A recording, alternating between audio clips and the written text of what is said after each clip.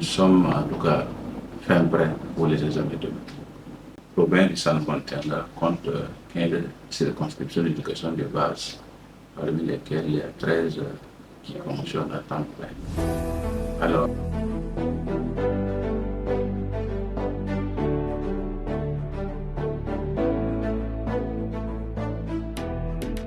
nous sommes à l'orée du début des épreuves du CFP.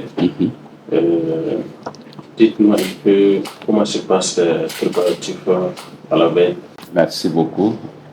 Avant, je voudrais vous remercier pour votre disponibilité à nous écouter dans le sens de la préparation des examens scolaires.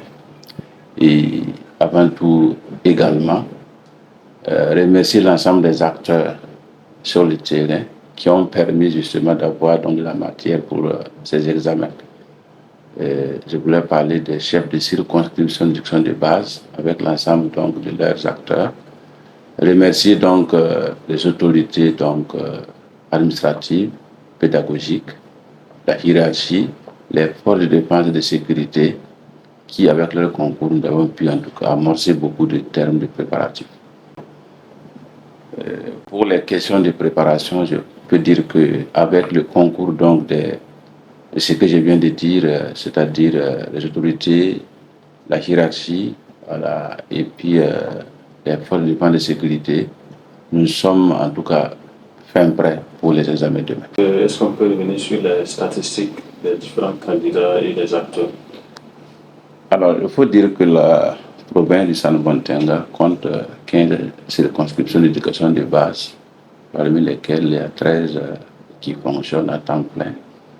Alors, et dans ces circonscriptions, on a en tout 19 jurys, 64 centres d'examen, 247 salles de composition qui vont accueillir 11 434 élèves cette année.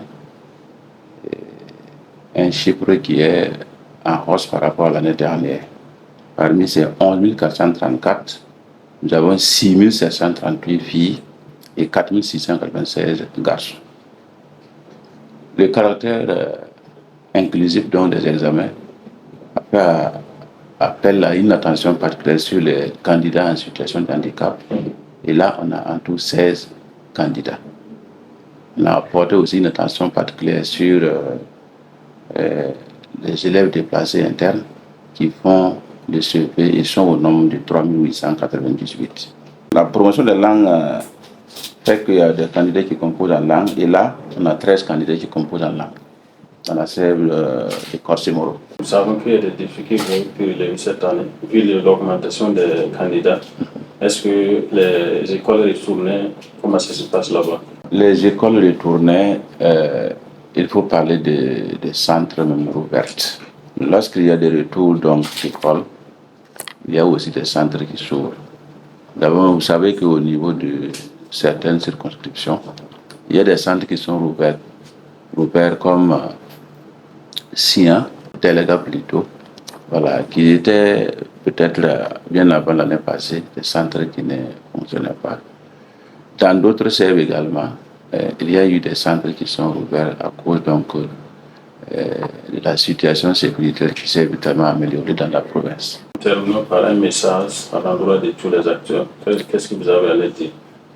D'abord, c'est vraiment leur demander de tenir bon comme dans les années passées. Il y a eu beaucoup de rencontres préparatoires au niveau national, régional, provincial et dans les circonscriptions pour leur permettre de mener à bien les activités donc des examens. Je leur demande de les appliquer rigoureusement et leur souhaiter en tout cas beaucoup d'inspiration pour que nous puissions non seulement réussir l'organisation pratique des examens, mais aussi récolter des résultats très fiables. Les candidats, je leur souhaite beaucoup de chance. Dans tous les cas, ils doivent composer comme étant en classe. On leur demande de dire ce qu'ils ont appris toute l'année. Moi, je pense qu'ils laissent à leur souhaiter bonne chance pour mieux réussir.